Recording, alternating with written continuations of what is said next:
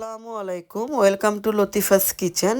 আশা করি আপনারা ভালো আছেন। আমিও আলহামদুলিল্লাহ আপনাদের দয়ায় ভালো আছি। আমি আজকে আপনাদেরকে দেখাবো হাট চিকেন বুটের ডাল দিয়ে রান্না করে। এখানে আমি বুটের ডাল অনেক আগেই প্রায় মাসখানেক আগে হবে আমি সারা রাত্র ভিজিয়ে ভালোভাবে পরিষ্কার করে ডিপে রেখে দিয়েছিলাম, যে যখন খুশি তখন ডিপ থেকে বের করে যাতে রান্না করতে পারি। আমার কাজ থেকে যখন আসছিলাম আজকে আমার খুব মনে হচ্ছিল যে আজকে গিয়ে আমি বুটের ডালটা বের করে, শক্ত মুরগি আছে ঘরে, সেটা দিয়ে রান্না করব, ঝোল করব। সো বাসায় এসেই আমি ডিপ থেকে চিকেন বের করে গরম পানির, কলের যে গরম পানি আছে ওটা দিয়ে আমি ভিজিয়ে রেখেছিলাম।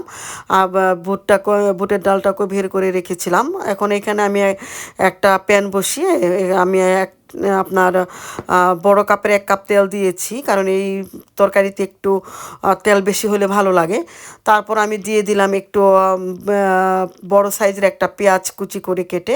এখানে আমি আদা রসুনের পেস্ট দিয়েছি 2 টেবিল চামচের মতো। এটা তেলের মধ্যে আমি খুব ভালোভাবে ভেজে নিব।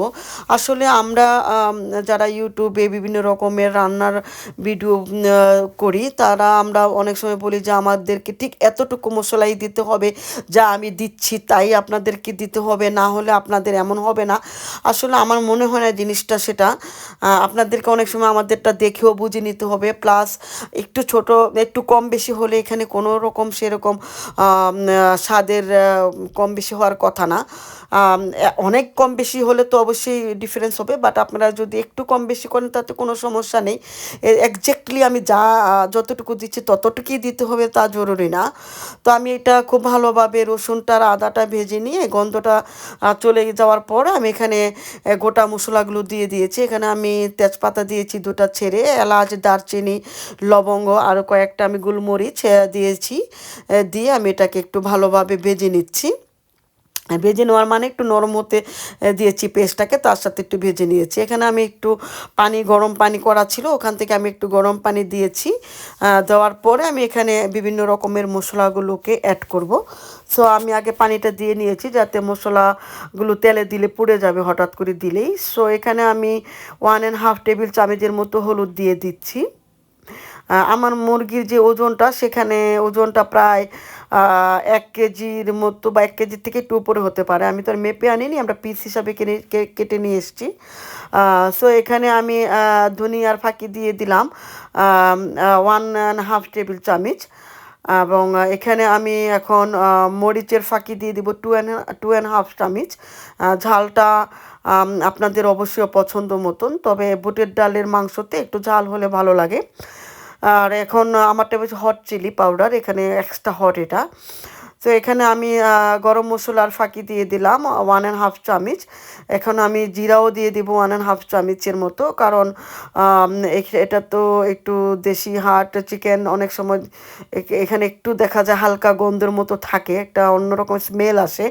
সো এখানে যদি আপনি খুব ভালোভাবে ওদেরকে বললে, ওরা মাংসটাকে খুব ভালোভাবে পুড়িয়েও দেয়, তারপরেও আমি যদি জিরাটা আর গরম মশলাটা একটু বেশি দিই, তাহলে দেখা যায় ওই গন্ধটা আর আসে না।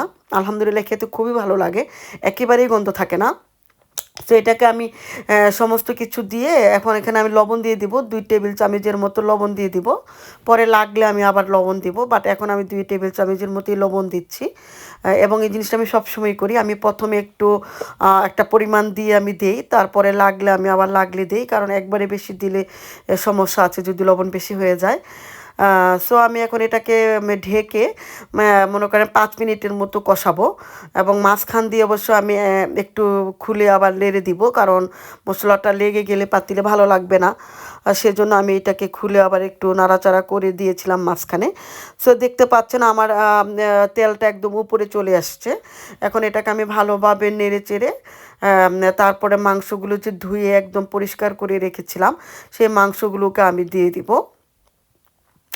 আসলে বাসায় এসে কাজ থেকে আমি এসে শুধু ড্রেসটা চেঞ্জ করেছি, করে আমি রান্না করতে দাঁড়িয়ে গেছি, কারণ এক তো খিদে পেয়েছে প্রচণ্ড, রান্না করা ছিল না ফ্রিজে। আর বড় ছেলেটাও কাজ থেকে আসবে, মেজো ছেলেটা অবশ্য বাসায় থেকেই কাজ করে। সো ওদেরও কাজ শেষ হয়ে যাবে 6টার দিকে।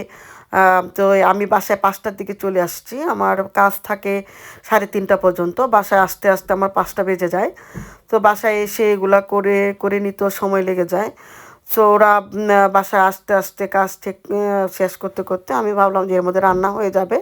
আমি অন্য চুলা দিয়ে অবশ্য একটু ভাজি বসিয়ে দিয়েছিলাম, শাক ভাজি। আর আরেকটা আমার কারেন্টের চুলা আছে, সেখানে আমি ভাত বসিয়ে দিয়েছি যাতে তাড়াতাড়ি করে সব কিছু হয়ে যায়। আমি প্রায় 15 মিনিটের মতো মিডিয়াম হাই হিটে এটাকে কষতে দিয়েছি এবং আমি পানি দিইনি। যেই মাংস থেকে পানি আসছে সেইটা দিয়ে আমি কষাচ্ছি, কারণ মাংস থেকে যথেষ্ট পানি আসে দেখতে পাচ্ছেন। আমি অবশ্য এই 15 মিনিটের মাঝখানে অবশ্য আমি 2-3 বার খুলে নেড়ে দিয়েছিলাম, যেটা আপনাদেরকেও করতে হবে, কারণ এক একজনের চুলার তাপমাত্রা তাপ থাকে অন্যরকম, হিটগুলো থাকে অন্যরকম। তাছাড়া এমনিতেও একাধারে আমি আপনি 15 মিনিট ঢেকে রান্না করবেন, লেগেও তো যেতে পারে। সো আপনি এটাকে খুলে মাঝে মধ্যে ডেকে নেড়ে নেবেন, তারপর আবার ঢেকে দিবেন। সো আমি এবার এখানে ঢেকে দিলাম নাড়াচাড়া করে আরও 10 মিনিটের মতন। এখন দেখেন মাংসটা একদম কষে গেছে। সো আমি এটাকে আবার একটু নাড়াচাড়া করব, করে আমি যে ডালগুলাকে বাইরে বের করে রেখেছিলাম, ডিপে রাখা ডালগুলো, সেগুলো আমি এখন এখানে দিয়ে দিব।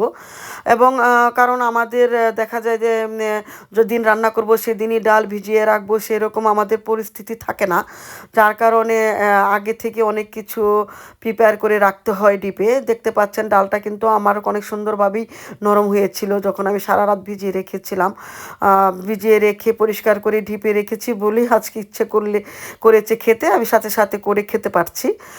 এখন এটাকে ভালোভাবে আমি নেড়ে চেড়ে তারপরে আমি 10 মিনিটের মতন মিডিয়াম হাইতে কষিয়ে নিব আবার।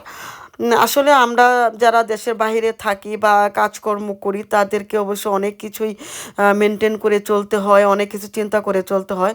আমার দেখা যায় বেশিরভাগই আমি স্যাটারডেতে যাই, গিয়ে বাজার টাজার 1 সপ্তাহ বাজার করি, বা অনেক সময় আরও বেশিও করি। বিশেষ করে শাক সবজি এগুলা করে নিয়ে আসি। তো করে এগুলো খুব ভালোভাবে আমি ধুয়ে পরিষ্কার করে কেটে যা যা ডিপে রাখা যায় সেই জিনিসগুলো আমি ধুয়ে পরিষ্কার করে পানি ঝরিয়ে আমি ডিপে রেখে দিই, যখন কাজ থেকে আসি তাড়াতাড়ি করে বের করে যাতে আমি রান্না করতে পারি। তো এখানে আমি 10 মিনিটের মতন বুটের ডালের সাথে মাংসটাকে কষিয়ে নিয়েছি মিডিয়াম হাইতে দিয়ে, এবং মাঝখানে আমি খুলে নাড়া দিয়েছিলাম। আপনারাও তাই করবেন যাতে লেগে না যায়, কারণ লেগে গেলে অবশ্যই খেতে ভালো লাগবে না।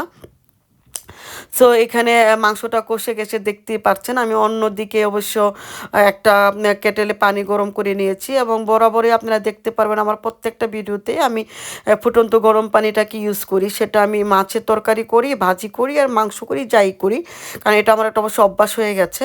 আমার চুলার পাশেই আমার ওয়াটার কুকারটা থাকে। সো আমি ওখানে কেটলে পানিটা গরম করে নেই, করে ওই গরম পানিটাকে আমি ইউজ করি। সো আমি মাংসটাকে খুব সুন্দরভাবে আরও মশলার সাথে কষিয়ে নিচ্ছি। এটা মাংস যে কোনো মাংসই হোক, আপনি যদি খুব ভালোভাবে কষান, খুব ভালোভাবে নাড়াচাড়া করে কষিয়ে নেন, ওই মাংসটা খেতে খুব ভালো লাগে। সো এখানে আমি গরম পানি যে করে রেখেছি এটা ঢেলে দিলাম। এটা ঢেলে আমি খুব সুন্দরভাবে 15 মিনিটের মতন হাই হিটে এখন এটাকে আমি রান্না করব, 15 মিনিটের মতন। সো পানিটাও মোটামুটি একটু বেশি দিয়েছি, যেহেতু আমি এটাকে ঝোল ঝোল রান্না করব, কষিয়ে ফেলবো না। তো ঝোল ঝোল রান্না করব বলেই আমি এটাতে মোটামুটি একটু বেশি পানি দিয়েছি, আর গরম পানি যেহেতু দিয়েছি সমস্যা হবে না। এখন আমি লবণটা একটু চেখে নিচ্ছি, যেহেতু ডালটা দিয়েছি পানিও দিয়েছি। তো আমার কাছে মনে হচ্ছে যে না, এখানে আর একটু লবণ লাগবে, সেই জন্য আমি হাফ টেবিল চামচের মতন আবার এখানে আমি লবণ দিয়ে দিয়েছি। লবণটা অবশ্যই আপনারা দেখে আপনাদের যদি মনে হয় কতটুকু লাগবে সেই পরিমাণেই দিবেন। অনেকে অনেক সময় অনেক ভিডিওতে বলে যে কেন আপনারা এরকমভাবে বলেন যে লবণ আপনাদের মতন, ঝাল আপনাদের মতন, কেন আপনারা বলেন না যে এতটুকু এতটুকু। আসলে এটা তো অ্যাকচুয়ালি আপনাদের নিজের টেস্টের ব্যাপার।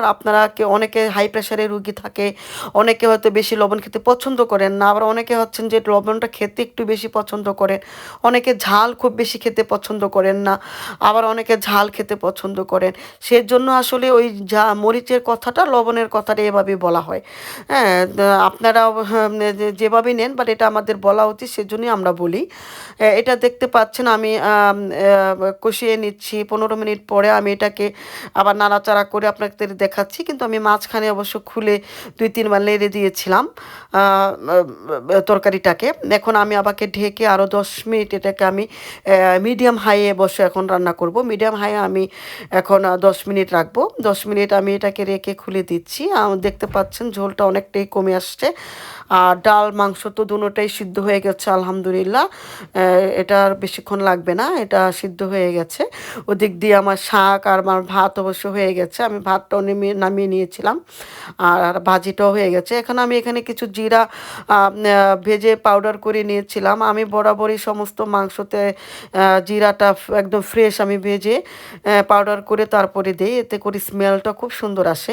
আজকে আপনারা ক্যামেরাতে দেখতে পাচ্ছেন আমার মাংস তরকারিটা দেখা যাচ্ছে কালো কালো, আসলে বাইরে প্রচণ্ড বৃষ্টি হচ্ছে, অন্ধকার। আমি লাইট জ্বালানোর পরেও এরকম দেখা যাচ্ছে ক্যামেরাতে, কিন্তু অ্যাকচুয়ালি আমি পরে আপনাদেরকে দেখাবো ক্যামেরার সামনে যে অ্যাকচুয়ালি কালারটা কেমন হয়েছে। আমি গরম জিরার ফাঁকি দেওয়ার পরে 5 মিনিট আবার মিডিয়াম হাইয়ে রেখেছিলাম, ডেকে রেখেছিলাম। এটা আমার এখন হয়ে গেছে। আমি একটা বাটিতে এটাকে এখন ঢেলে নিয়ে আপনাদেরকে কালারটা দেখাচ্ছি, কেমন লাগছে আপনাদেরকে আপনারা দেখে বলবেন, এবং এরকমভাবে রান্না করে খেয়ে বলবেন আপনারা বুটের ডাল দিয়ে কীরকম মাংস রান্না করেন আমাকে জানাবেন।